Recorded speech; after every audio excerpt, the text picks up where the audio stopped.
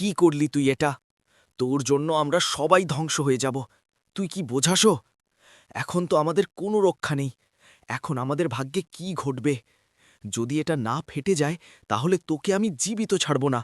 গ্রামের কাছাকাছি বিস্তৃত মাঠে এবছরের সবচেয়ে বিশাল উৎসব মেলা লেগে গিয়েছিল। দূর দূরান্তের লোকজনের ভিড়, রঙিন দোকানপাট, দোলনার ঘূর্ণি, স্পিকার থেকে ভেসে আসা সুরেলা গান এবং বাতাসে ছড়িয়ে পড়া মিষ্টির মনোমুগ্ধকর গন্ধ। শোনা যাচ্ছিল যে আজকের একদিনেই 1,00,000-এরও বেশি লোকজন আসার সম্ভাবনা রয়েছে। প্রশাসনিক কর্তৃপক্ষ সতর্কতা অবলম্বন করেছিল। পুলিশ বাহিনী, স্বয়ংসেবক, উদ্ধারকারী যান সবকিছু প্রস্তুত ছিল। তবে ভিড়ের গুঞ্জনে সেই চিরকালীন একটা শব্দ লুকিয়ে পড়ে যায়, আবর্জনা সংগ্রাহকদের। সেই জমজমাট ভিড়ের মাঝে একটা 15 বছরের কিশোর ঘুরে বেড়াচ্ছিল। তার নাম ছিল রাহিম। বয়সের তুলনায় দৈর্ঘ্য কম, সরু দেহ, পুরাতন পোশাক, ছোট মাপের জুতো এবং কাঁধে টাঙানো একটা ছিন্ন পাটের থলে। ওটাই ছিল তার সম্পূর্ণ জগৎ। প্লাস্টিকের কুপি, ধাতুর টুকরো, তার যা কিছু বিক্রয়যোগ্য। রাহিমের কাছে এই মেলা কোনো আনন্দের অনুষ্ঠান ছিল না। মেলা অর্থ বেশি বর্জ্য, অর্থ আজকের খাবারের ব্যবস্থা। রাহিমের এই পৃথিবীতে কোনো সঙ্গী ছিল না, না মাতা, না পিতা, না আশ্রয়। রেলওয়ে স্টেশনের পিছনে একটা ভগ্ন ছাউনি ছিল তার আবাস। সে তার শৈশব রাস্তায় কাটিয়ে দিয়েছে। কিন্তু সে শুধু বর্জ্য সংগ্রহ করত না, সে বস্তুসমূহ পর্যবেক্ষণ করত, অত্যন্ত মনোযোগ দিয়ে যন্ত্র, তার, সুইচ, ব্যাটারি এসব দেখত। লোকজন তাকে উন্মাদ মনে করত, কারণ সে ভাঙা খেলনা এবং নষ্ট রেডিওর দিকে ঘণ্টার পর ঘণ্টা চেয়ে থাকত। সত্যি এটা ছিল যে সে বুঝতে পারত বস্তুসমূহ কিভাবে যুক্ত হয় এবং কিভাবে বিচ্ছিন্ন হয়। মেলা সম্পূর্ণ উত্তেজিত হয়ে উঠেছে। শিশুরা দোলায় চেঁচামেচি করছিল, দোকানিরা ডাকাডাকি করছিল। ঠিক তখনই রাহিমের দৃষ্টি একটা অস্বাভাবিক স্থানে পড়ল। মেলার ঠিক মধ্যভাগে, যেখানে বিদ্যুতের অস্থায়ী নিয়ন্ত্রণ বক্স স্থাপিত ছিল, ঠিক তার পাশেই বর্জ্যের স্তূপ ছিল। সাধারণত লোকজন সেখানে যায় না, কিন্তু রাহিম সেখানে পৌঁছে গেল, কারণ সে সেখানে একটা পুরু তার দেখতে পেয়েছে। সে নিচু হল, থলে খুলল এবং বর্জ্য উল্টে পাল্টে দেখতে শুরু করল। ঠিক তখনই তার আঙুলের শক্ত এবং ঠান্ডা কোনো একটা জিনিস অনুভূত হল। সে মনোযোগ দিয়ে দেখল, ধাতুর একটা ছোট বাক্স, তার সাথে অনেকগুলো তার সংযুক্ত, লাল, নীল, কালো। তার শ্বাস এক্ষণের জন্য আটকে গেল। এটা কোনো সাধারণ বস্তু ছিল না। সে চারপাশে দেখল, লোকজন হাসছিল, খাদ্য গ্রহণ করছিল, ঘুরে বেড়াচ্ছিল। কারও কোনো জ্ঞান ছিল না। বাক্সটার পাশে একটা ঘড়ির মতো বস্তু সংযুক্ত ছিল, যাতে খুব ছোট ছোট সংখ্যা চলছিল। রাহিম লেখাপড়া বেশি জানত না, কিন্তু সংখ্যা চিনত। 0.09.32, 0.09.31। তার মস্তিষ্কে একটা পুরাতন স্মৃতি ভেসে উঠল। স্টেশনের কাছে একবার পুলিশ বোমা পাওয়ার কথা উল্লেখ করেছিল। তখনও সে ঠিক এই রকমই তার দেখেছে। সেদিন কিছু ঘটেনি, কিন্তু আজ। রাহিম থলে ধীরে ধীরে মাটিতে রাখল। তার হাত কাঁপছিল, কিন্তু মস্তিষ্ক সম্পূর্ণ স্বচ্ছ ছিল। এটা মেলা ছিল না, এটা মৃত্যুর ফাঁদ ছিল। এবং সে জানত যদি সে কিছু না করে, তবে পরবর্তী কয়েক মিনিটে হাজার হাজার জীবন শেষ হয়ে যেতে পারে। সে উঠে দাঁড়াল, চারদিকে দেখল এবং প্রথমবারের মতো নিজের জন্য নয়, অন্যদের জন্য আতঙ্ক অনুভব করল। এখান থেকেই কাহিনী শুরু হয়। রাহিম সেখানেই দাঁড়িয়েছিল। শোরগোল, গান, হাসি সব চলতে থাকল, কিন্তু তার জন্য পৃথিবী যেন ধীর হয়ে গিয়েছে। তার দৃষ্টি বারবার ওই বাক্স এবং তাতে সংযুক্ত তারগুলোর ওপর যাচ্ছিল। ঘড়ির সংখ্যাগুলো এখন পরিষ্কার দেখা যাচ্ছিল। 0.08.47, 0.08.46। সে একটা শুকনো ঢোক গিলল। পালিয়ে যাওয়া সহজ ছিল।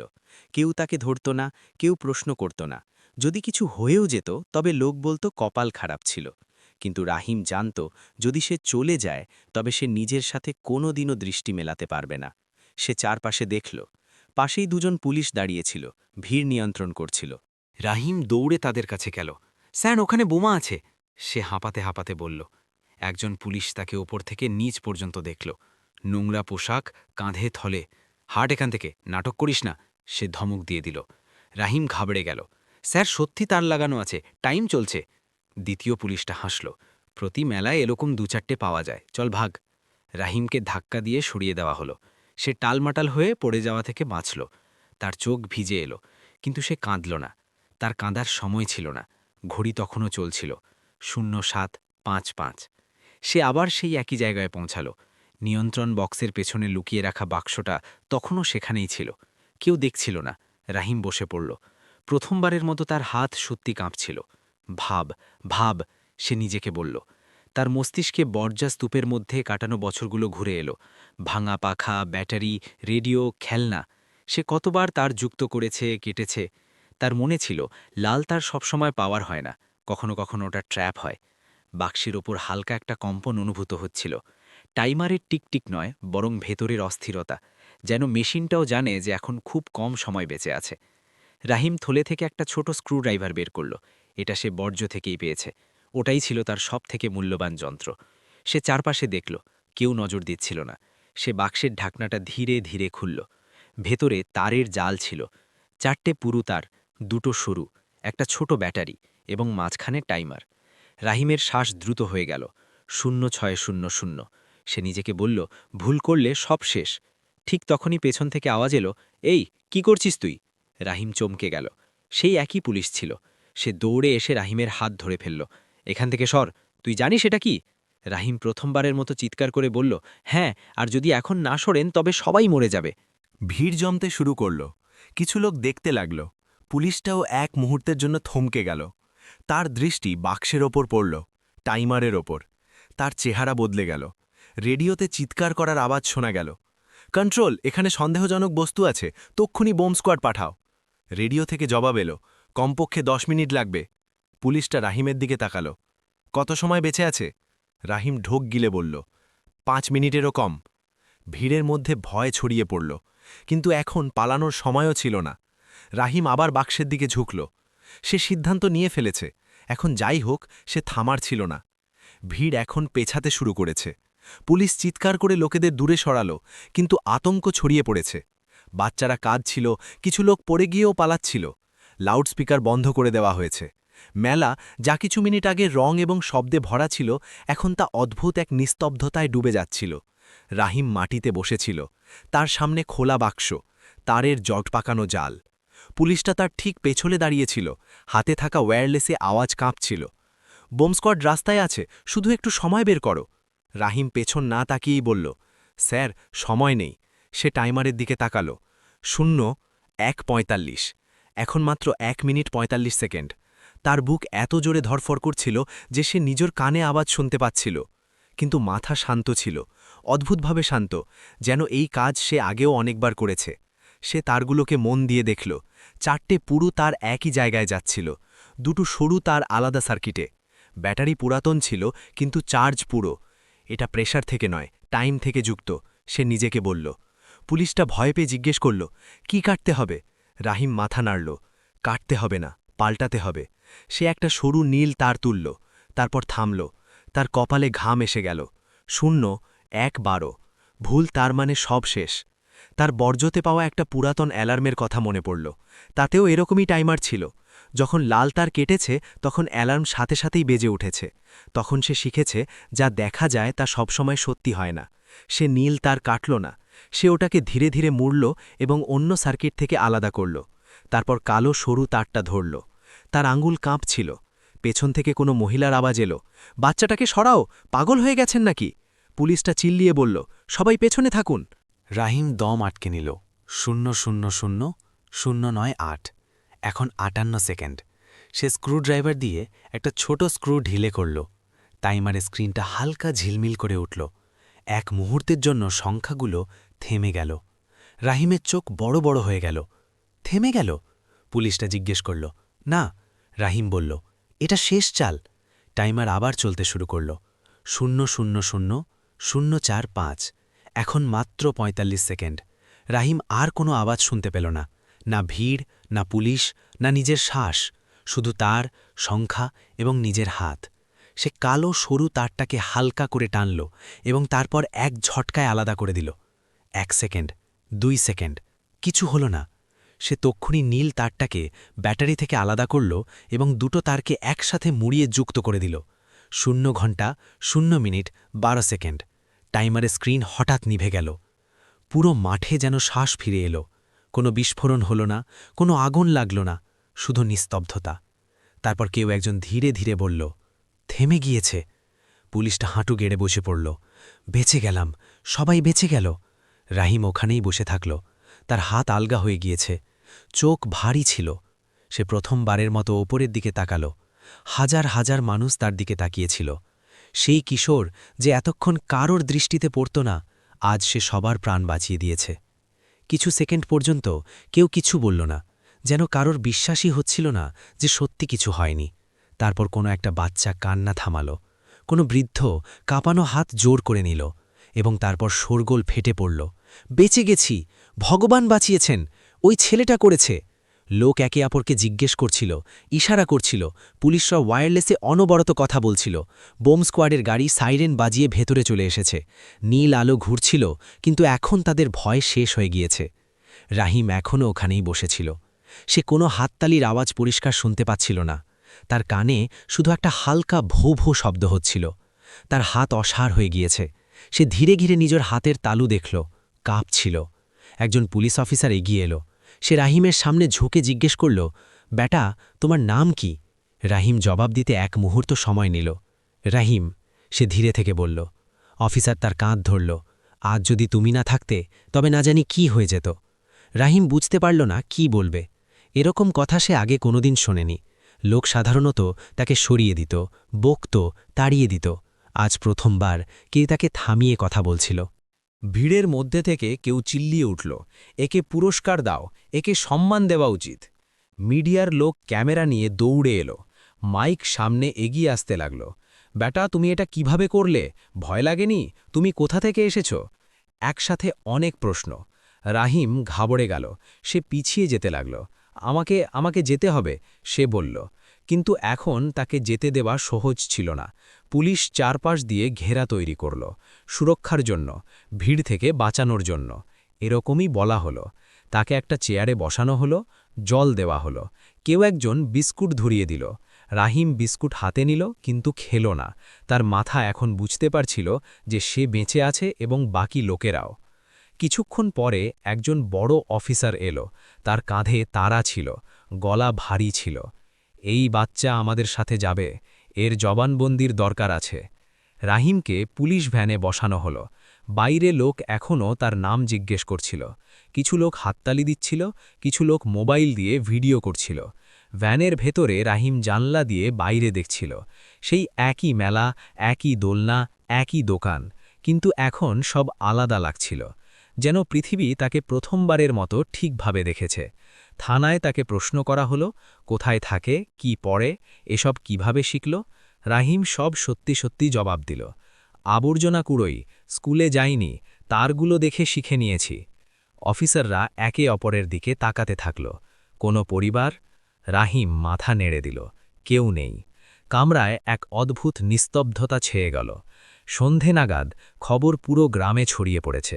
এক আবর্জনা সংগ্রাহক কিশোর বড় এক হামলা রুখে দিয়েছে। কিন্তু রাহিমের জন্য এটা কোনো খবর ছিল না। তার জন্য এটা ছিল কেবল আর একটা দিন, যেদিন সে পালিয়ে যাওয়ার বদলে দাঁড়িয়ে থাকা বেছে নিয়েছে, এবং এই পছন্দই তার জীবন বদলে দিতে যাচ্ছে। রাত গভীর হয়ে গিয়েছে। থানার সাদা আলোয় রাহিম বসেছিল। সামনে এক কাপ চা রাখা ছিল, যা ঠান্ডা হয়ে গিয়েছে। সে সেটা পান করছিল না, তার অভ্যেস ছিল না। সে রাস্তায় জল পেত, চা নয়। দরজা খুলল, দুজন লোক ভেতরে এলো। একজন পুলিশ আধিকারিক, অন্যজন সাধারণ পোশাকে, কিন্তু চেহারায় এক অদ্ভুত ভরসা। রাহিম! সে নামটা এমনভাবে নিল যেন কতদিনের চেনা। রাহিম মাথা তুলল। আমি রাজ্য সরকার থেকে এসেছি, লোকটা বলল। আজ যা হয়েছে তা কোনো ছোটখাটো বিষয় নয়। রাহিম চুপ থাকল। সে বড় বড় কথায় অভ্যস্ত ছিল না। পুলিশ আধিকারিক ফাইল খুলল। তুমি বোমা কিভাবে ডিফিউজ করলে? এর রিপোর্ট ওপরে চলে গিয়েছে, দিল্লি পর্যন্ত। রাহিম শুধু এটুকুই জিজ্ঞেস করল, এখন আমি যেতে পারি? কামরায় এক মুহূর্তের জন্য সন্নাটা ছেয়ে গেল। সরকারি অফিসার হালকা হাসির সাথে বলল, না, এখনই নয়, এখন আমরা তোমাকে এভাবে যেতে দেব না। রাহিম ভয় পেয়ে গেল। তার মনে হল কোথাও জেলে না পাঠিয়ে দেয়। সে তাড়াতাড়ি বলল, আমি কোনো ভুল কাজ করিনি। আমরা জানি, অফিসার বলল, সেজন্যই আমরা এখানে। সে পকেট থেকে একটা কাগজ বের করল। সরকার তোমাকে সম্মান দিতে চায়, ইনামও। রাহিম প্রথমবারের মতো সোজাসুজি তাকাল। ইনাম মানে? টাকা, পড়াশোনা, থাকার জায়গা। অফিসের গুণে শোনাল। রাহিম টাকার কথা বুঝতে পারল, থাকার জায়গাও, কিন্তু পড়াশোনা? সে ধীরে থেকে জিজ্ঞেস করল, যদি পড়াশোনায় আমি ধীরগতির হই তবে? অফিসের না ভেবেই জবাব দিল, তবুও তুমি আমাদের কাছে স্পেশাল থাকবে, কারণ তুমি যা করেছ তা বই পড়ে শেখা যায় না। পরের দিন সকালে রাহিমকে সরকারি গাড়িতে বসানো হলো।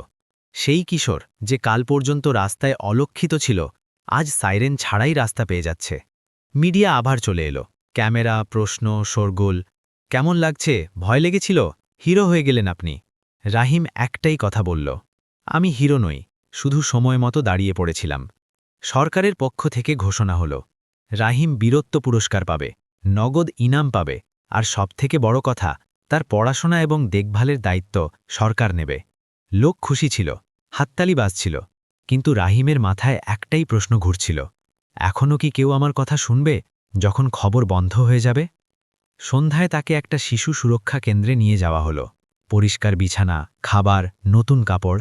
রাহিম প্রথমবারের মতো আয়নায় নিজেকে ঠিকভাবে দেখল। সেই একই চেহারা ছিল, শুধু নজর বদলে গিয়েছে।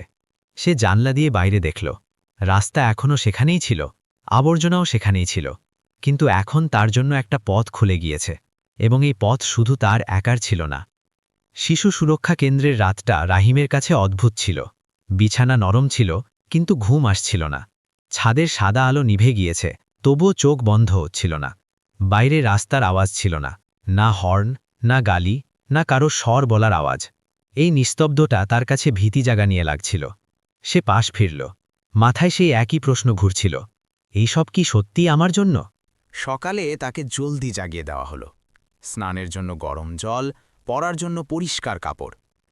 কেউ একজন আদর করে বলল, তৈরি হয়ে নাও। রাহিমের কাছে আদর করে বলা কথাটা নতুন ছিল। তাকে একটা কামরায় নিয়ে যাওয়া হলো। সেখানে ৩ জন লোক বসেছিল, এক মহিলা ও ২ পুরুষ। সামনে ফাইলপত্র ছিল। মহিলা হাসি মুখে জিজ্ঞেস করল, রাহিম, তুমি কি হতে চাও? রাহিম চুপ থাকল। সে কোনোদিন কিছু হওয়ার কথা ভাবেনি, সে তো শুধু প্রতিদিন বেঁচে ফিরতে চাইত। কিছু একটা, সে শেষমেশ বলল, যেখানে লোক কথা শুনবে। কামরায় কিছুক্ষণ নিস্তব্ধতা লইল। এক লোক বলল, তোমাকে স্কুলে ভর্তি করা হবে, ধীরে ধীরে। স্কুল? রাহিম সেখানে ভয় পেল। বইপত্র, প্রশ্ন, টিচার। যদি আমি পিছিয়ে পড়ি? সে জিজ্ঞেস করল। মহিলা শান্ত গলায় বলল, তবে আমরা অপেক্ষা করব। দুনিয়া সবসময় তাড়াহুড়ো করে, কিন্তু তোমাকে করতে হবে না। সেদিন তাকে প্রথমবার স্কুল দেখানো হলো। বাচ্চারা ইউনিফর্মে ছিল, কেউ হাসছিল, কেউ খেলছিল। রাহিমের মনে হলো যেন সে অন্য কোনো গ্রহে চলে এসেছে। ক্লাসের টিচার তার নাম জিজ্ঞেস করল। রাহিম, সে ধীর স্বরে বলল। কিছু বাচ্চা ফিসফিস করল, এই সেই বোমওয়ালা ছেলেটা। রাহিমের ঘাড় নুয়ে গেল। সে আকর্ষণের কেন্দ্রবিন্দু হতে চায়নি, সে শুধু শিখতে চেয়েছে। ক্লাসের পর সে একা বসেছিল। একটা ছেলে কাছে এলো। তুই কি সত্যি ভয় পাস না? রাহিম সততার সাথে বলল, খুব ভয় পাই। ছেলেটা হাসল। তবুও তুই করলি? রাহিম মাথা নাড়ল। কারণ যদি না করতাম তবে ভয়টা আরও বড় হয়ে যেত। সন্ধ্যায় খবর আবার এলো। টিভিতে তার চেহারা। লোক প্রশংসা করছিল। কিছু লোক প্রশ্ন তুলছিল, এত বিপজ্জনক কাজ বাচ্চাকে দিয়ে কেন করানো হলো? সিকিউরিটি ফেল কেন হলো? রাহিম টিভি বন্ধ করে দিল। সে বাইরে এসে আকাশ দেখল। তারাগুলো সেখানেই ছিল, কিন্তু তার ভেতরে কিছু একটা বদলাচ্ছিল। সে বুঝতে শুরু করল, ইনাম, প্রশংসা, কাপড় এসব পরের জিনিস। আসল লড়াই ছিল এটা যে সিস্টেম কি তাকে তখনও শুনবে যখন সে আর খবর হয়ে থাকবে না। আর এই প্রশ্নই তাকে পরের দিন আর একটা সিদ্ধান্ত নেওয়ার দিকে নিয়ে যাচ্ছে। পরের কয়েকটা দিন রাহিমের জন্য দ্রুত বদলে গেল। সকালে স্কুল, দুপুরে কাউন্সিলর, সন্ধ্যায় সরকারি লোক। প্রত্যেকে তাকে সেই একই কথা জিজ্ঞেস করত। ভয় লেগেছিল? কিভাবে করলে? কে শিখিয়েছে? রাহিম জবাব দিতে থাকল, কিন্তু তার ভেতরে একটা অস্থিরতা বেড়ে চলছিল। স্কুলের পর একদিন সে গেটের কাছে দাঁড়িয়ে গেল। বাইরে রাস্তা দেখা যাচ্ছিল, সেই একই রাস্তা যেখানে তার মতো অনেক বাচ্চা এখনও থলে নিয়ে ঘুরে বেড়াচ্ছে। কেউ তাদের দেখছিল না। সেই রাতে সে কাউন্সিলরকে প্রথমবারের মতো সোজাসুজি প্রশ্ন করল, যদি আমি সেদিন ওখানে না থাকতাম তবে কি হতো? কাউন্সিলর চুপ হয়ে গেল। তারপর বলল, হয়তো অনেক কিছু ভুল হয়ে যেত। রাহিম মাথা নাড়ল। তাহলে শুধু আমাকেই নাম কেন? পরের দিন সে স্কুলে ভাষণ দিতে মানা করে দিল। মিডিয়া ইন্টারভিউও এড়িয়ে গেল। সবাই অবাক ছিল। এক সরকারি আধিকারিক কঠোর স্বরে বলল, তোমার বোঝা উচিত এই সুযোগ সবাই পায় না। রাহিম শান্ত গলায় জবাব দিল, সুযোগ আমি পাইনি, আমি ওখানে ছিলাম তাই করেছি। এই কথা ওপর মহল পর্যন্ত পৌঁছল। কিছুদিন পর একটা মিটিং রাখা হলো। বড় বড় লোক, বড় বড় কথা। রাহিমকেও ডাকা হলো। তুমি কি চাও? কেউ একজন জিজ্ঞেস করল। রাহিম চারপাশ দেখল। আমি চাই যে যেখানেই বড় আয়োজন হোক, সেখানে শুধু পুলিশ না থাকুক, সেখানে ওই বাচ্চাদের কথাও শোনা হোক যারা জিনিসগুলোকে একদম মাটি থেকে দেখে। কামরায় গুঞ্জন শুরু হলো। এটা বাস্তবসম্মত নয়, কেউ একজন বলল। রাহিম বলল, বাস্তবসম্মত সেটাই যা সেদিন কাজে এসেছে। প্রথমবারের মতো কেউ কোনো জবাব দিতে পারল না।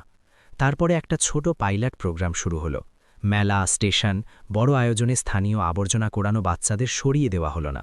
তাদের একটা পরিচয় দেওয়া হলো, একটা সোনার লোক। রাহিম তার অংশ হল না। সে শুধু দেখতে থাকল, এবং প্রথমবারের মতো তার মনে হলো হয়তো তার কাহিনী শুধু প্রাণ বাঁচানোর ছিল না, হয়তো সেটা এক শুরুর গল্প ছিল। যদি আপনার এই গল্পটি পছন্দ হয়ে থাকে তবে লাইক অবশ্যই করবেন। এরকমই প্রভাব বিস্তারী এবং হৃদয়স্পর্শী গল্পের জন্য সাবস্ক্রাইব করুন, আর এই ভিডিওটি শেয়ার করতে ভুলবেন না, যাতে এই কাহিনী বেশি বেশি মানুষের কাছে পৌঁছায়। কমেন্টে অবশ্যই জানাবেন যে আপনি কোন শহর বা গ্রাম থেকে দেখছেন। আপনার একটা কমেন্ট আমাদের পরবর্তী গল্পের অনুপ্রেরণা হতে পারে।